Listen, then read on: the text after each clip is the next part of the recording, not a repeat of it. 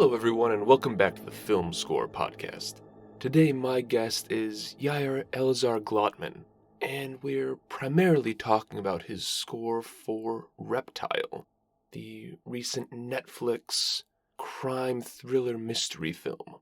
And Yair's score is intentionally quite abstract, quite textural, with little homages to more classic noirs.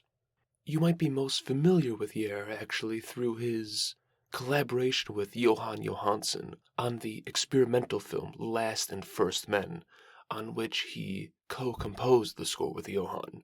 And now, unfortunately for you all, we don't really get too much into that. While of course it's something that's interesting for me and maybe a lot of you, I wanted to focus this more on Yair and his work instead. I'm sure you get it. Now, along the way, of course, we talk about various other concepts, ideas, looping into and out of his score for Reptile. Now, I do want to give a little bit of warning or advance notice. There were a couple issues with Yair's audio, so that's why this interview is a bit short, and you will hear some garbled moments, although I've tried to make sure that everything was easy to hear and understand. Of course, you can find out more about Yair, his website on social media. You can do the same for me. And it looks like the end of 2023 is going to be quite busy. I have, I think, 3 more interviews coming out, all going to be great. So keep those ears open, and in the meantime, sit back and enjoy. Yair, thank you so much for joining me today. How have you been? I'm good. Thanks for having me. How are you?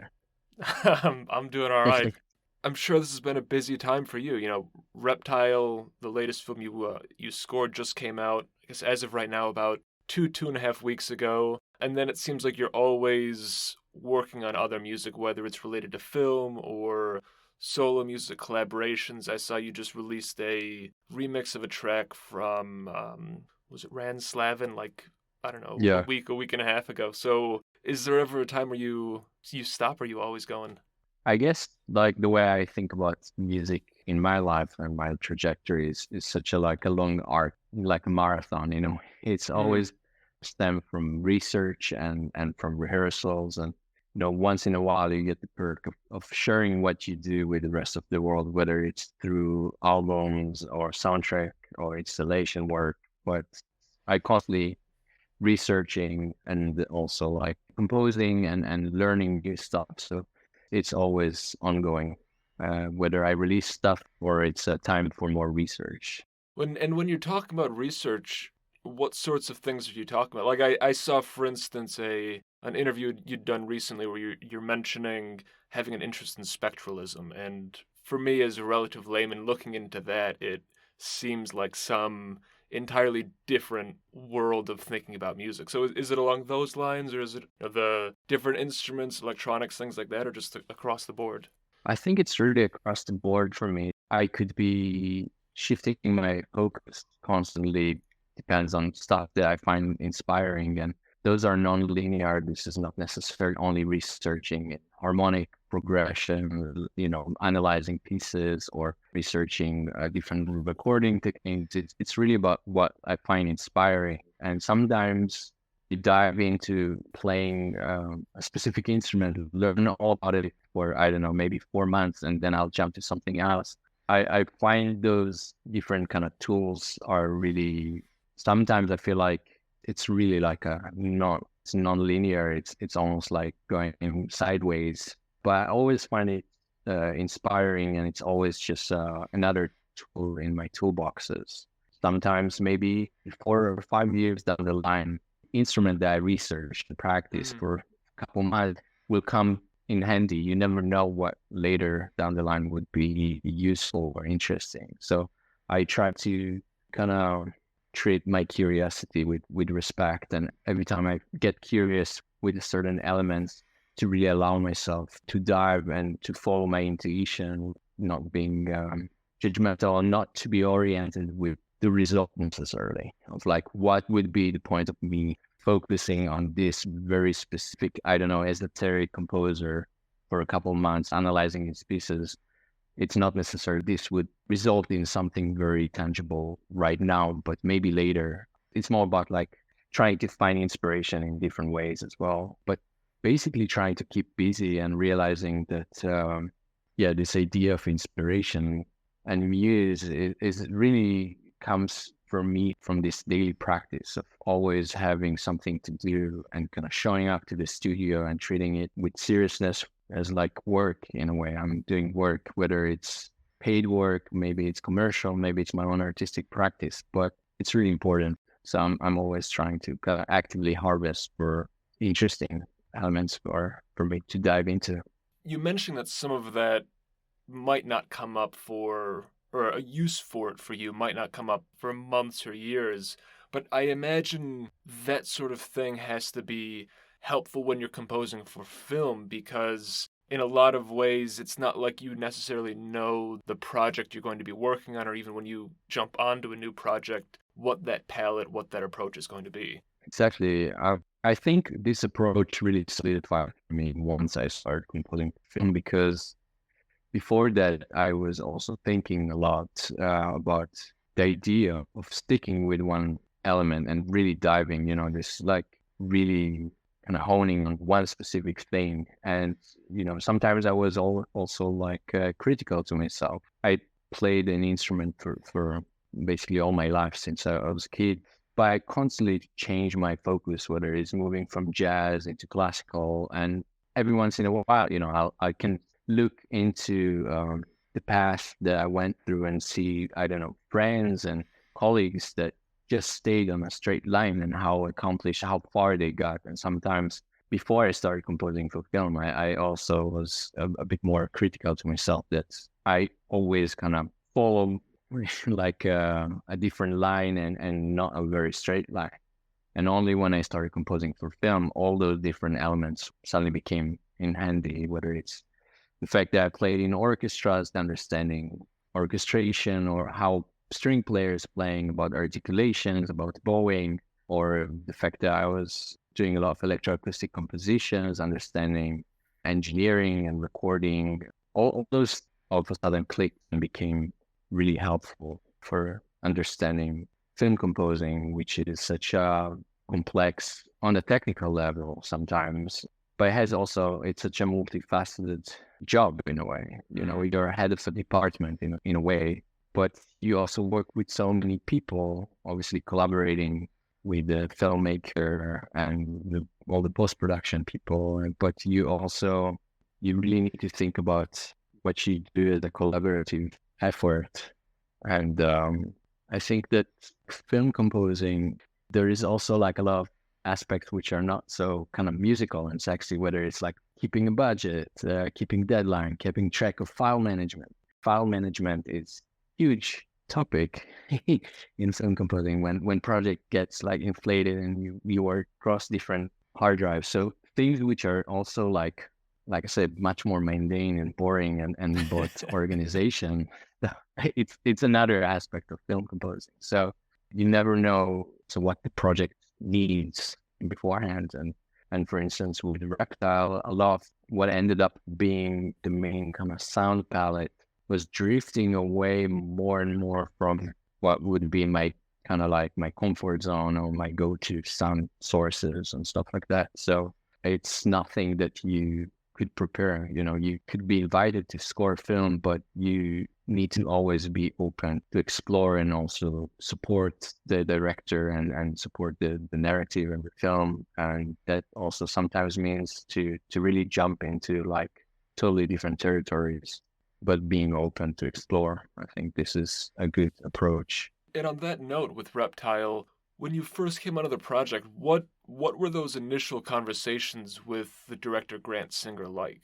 We spoke a lot about music, also just as music fans. Grant is a director who did many music videos, working with amazing artists, really big names, and he's also just a music fan. He has a good understanding of music all across from various genres and various times. Also just geeking about different kind of music. I kind of also realized what is his approach for music, what would be the role of music in the film. And once I realized that he's really focusing on the feeling. Yeah, it's supporting a specific kind of feeling and deception and slightly more ambiguous ideas, and which is much more abstract compared to support a narrative in a more animated way. I realized that I am interested to focus on how to support those and to really solidify and get precise on reveal that specific feeling. And there is also a slowly feeling of things getting nearer, things closing in on the Nichols, the main character played by Benicio del Toro. So I think realizing that in a murder mystery also, you need to be careful of how much of your cards you reveal. There are a lot of this idea of people keep on changing. Your point of view as a viewer is like a dynamic thing. You constantly change your feeling towards different characters. So I was choosing much more abstract materials in terms of whether it's from the instrumentation, whether it's the harmonic content that I chose to use, but this idea of ambiguity, that things could be viewed in different directions, and there is not a very like one clear, this is good or bad or something. You constantly kind of being confronted with more question marks. Nothing is really clear. And were both of you kind of on the same page with having, let's call it like a more abstract textural approach to how you were scoring it, rather than something, say, more melodic, more overtly thematic? Grant was also referring to a lot of his favorite film, whether it's Vertigo or like The Shining, Penderecki, the composer, and materials from those. The sound and the music are not necessarily so thematic, so they're almost like an event. They're like very apparent in the film, but they're almost standing by themselves. They support the visuals, obviously, but they're not necessarily traditional in their way of supporting the film. There was a lot of kind of hinting towards, also the fact that we end up using a string ensemble, which recorded like a string orchestra. It was also kind of speaking certain languages, referring to certain classic Bernard Herrmann and Hitchcock scores, and but in a very kind of deconstructed way.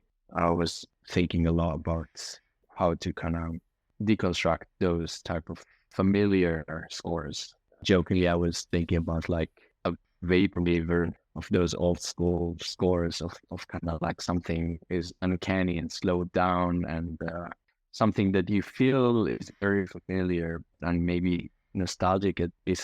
It's being transformed, and something about it is odd, or something about it is kind of unsettling. And does that kind of fit into the idea of the film itself being modern styled film noir in some ways, where again you're taking this genre that existed, let's say 30s, 40s, 50s in its heyday, and having some homages, but also a kind of a modern twist or feel of it?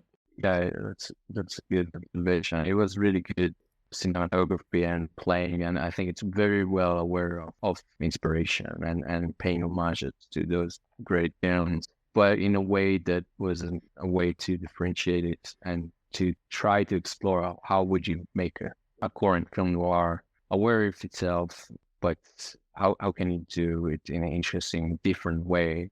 And I think the film itself has also this feeling of, in a way, the filmmaking is aware of itself, and there are certain elements of it which is also even humorous, and also a lot of the usage of the music, the placement and the blending of the music with sound design, and the positioning where things starts, where things stops, is very different from those old films. But yeah, it was very much nodding to a lot of the originals. You mentioning having humorous aspects as well. There's one moment that genuinely cracked me up, where it's sort of building into these twists and turns as if there's going to be a big reveal. Does a close up on Benicio del Toro. He's on his computer, and you have this piercing stinger, and it goes to this computer, and he's looking up faucets. It's a rare thing, I think, to allow the music to kind of tell the punchline alongside, especially in a film that's not overtly a comedy either. Yeah. Yeah. No, this is one of my favorite moments in film, and like I say, this kind of usage of music is kind of like the thing that I think creates a different dimension. And what I mentioned before is this kind of like self-awareness that I think Mm. is subtle. You could also perceive this film as also very sincere, which is also in the film making, but I think this kind of like slightly self-awareness, I think, is important. I want to jump back to something that you were saying a few minutes ago. I think the common, I guess, idea or dialogue is that film music is really based off of romantic 19th century music. And yet this is now the third of the last four interviews I've done where someone's mentioned Penderecki, Bartok, Ligeti also coming up quite often. And I think, at least for me, hearing that so much in different composers, different styles, different films, and how those composers, those eras also have a big impact. I mean, do you think that the idea of romance music being the influence on film music is maybe something that's, I don't know, a little outdated or not completely true? I don't know. I think it's those things are probably are like cyclical things. But when you think about Penderecki and Bartok and all those, yeah, you think about slightly later. I mean, obviously they were 20th century composer. I mean, so maybe it's just a question of timing. Maybe in like I don't know how many years people will nod into electronic scores. I don't know, like a Mm. Trent Reznor score and revisit those. But I think the fact that Penderecki is being used compared to or like more serialist composers, I think that there is such a big focus on the sonics on Penderecki's instrumentation and conducting and the playing of those pieces that is very cinematic and very much focused on the sonics, right? Almost the textures of the playing is more, yeah, in line with current or contemporary composing, where it's about the sonics a bit more than, let's say, like a 12-row serialist composers, that were in the same slightly earlier. But in that sense, I think the modern way of composing, which is, I don't know, augmented by the usage of electronics, but not necessarily electronic composition or electronic scores. I think just like the way that you could keep on manipulating sounds. And I think also the interesting different or paradigm shift in composing is also that a performer can compose a full piece. Like a performing composer is an interesting development in the sense that I, as a composer, can fully realize my own vision, my own sonic vision, and I don't necessarily need to rely on an orchestra in order just for me to experiment with those sounds. Obviously, film scores are using musicians and orchestras, but I think this approach is changed. For instance, I worked with Jóhann Jóhannsson on a couple of projects, but one was collaboration before he passed, and which I finished after his passing, was Last and First Man. There was the focus of, in a way, taking an orchestral score and finding a way to kind of scale it down or getting closer to the musician and reveal more the fragility of the playing, of the materiality of the instrument compared to a big string sounds, string ensemble, string section sound. And I think the fact of using electronic means and computers, and we were able to also like scale down this whole piece and really focus getting a very big sound just from using single players by getting closer, by recording, focusing on close miking and realizing also when you get close to the sound source, you could really have much more complex and much more almost like a fuller spectrum. You could really have a lot of information in one instrument when you have the right perspective. You don't necessarily need like 40 players of the same instrument or something. Just multiple perspectives. Even with Reptile, even when we did go and recorded the string players, after mixing them, it was really important for me to also have a parallel elements or kind of mirroring the same materials from the strings, but have much more raw materiality to them, more textural elements, more imperfect aspects, and more chaotic aspect to it. And when they're blended together in a certain way, that creates kind of like a hybrid sound for something relatively more complex or more new. And because obviously you hear string and it's such a familiar sound, you have a very endless associations and references, but something that creates a different perspective, a different dimension on it was always something that is inspiring to me. Yeah, I don't know if this answers any question or whether it was a question. Kind of like associative talking. It answers some and I think raises even more. But on that note, mentioning that strings in Reptile, you said there's a string ensemble used, and basically anyone that is familiar with music at all, like you said, will have some association with it generally. But then when you do different recording techniques or do various electroacoustic techniques on these strings, I imagine that it kind of creates I don't know, maybe a sense of confusion or ambiguity on the listener, the viewer, where there's something that's still familiar to them, but something unfamiliar about it, and the average person is not going to have any idea as to why that's the case. It's all can be on a very subconscious level. I think music in generally is being perceived in a visceral and emotional level. I think for me, it's always interesting point of focus to aim to that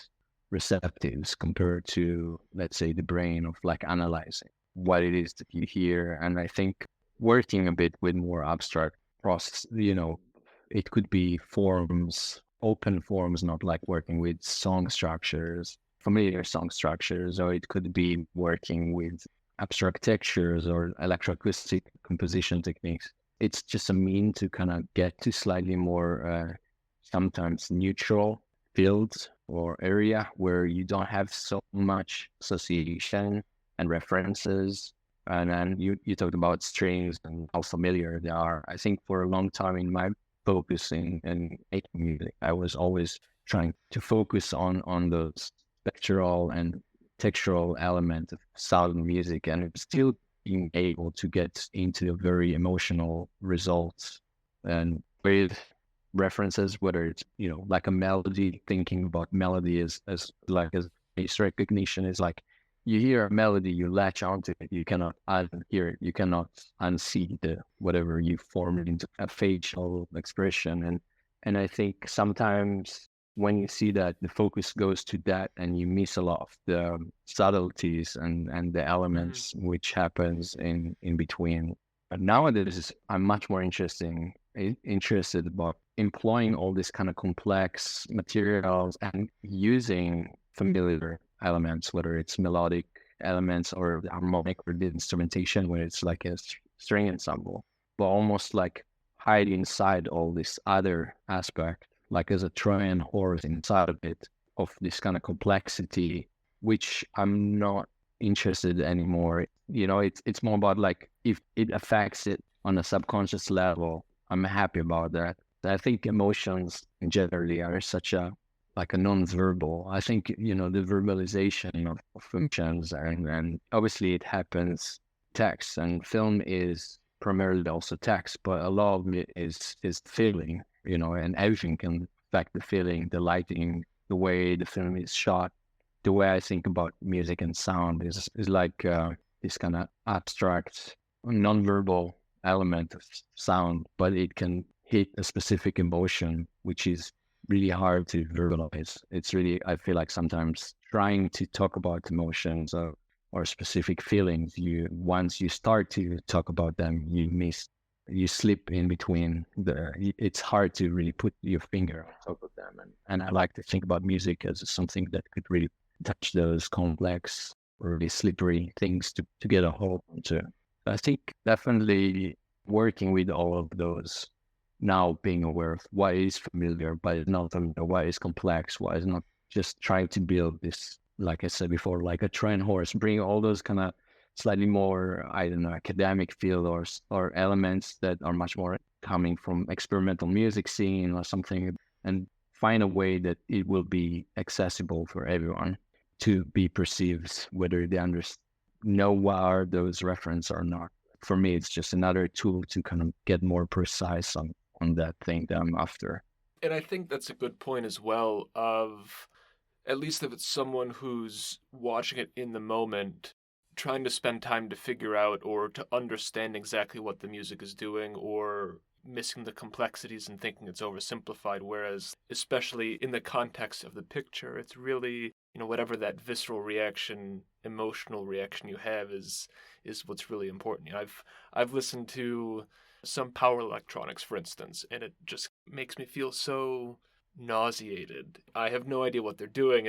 Trying to understand it almost reveals the process and ruins it. And it's whatever you feel in that first time you hear a note, a timbre, whatever that makes you react is, I don't know, it's special. And I think trying to understand too much, at least at the time, is kind of self-defeating.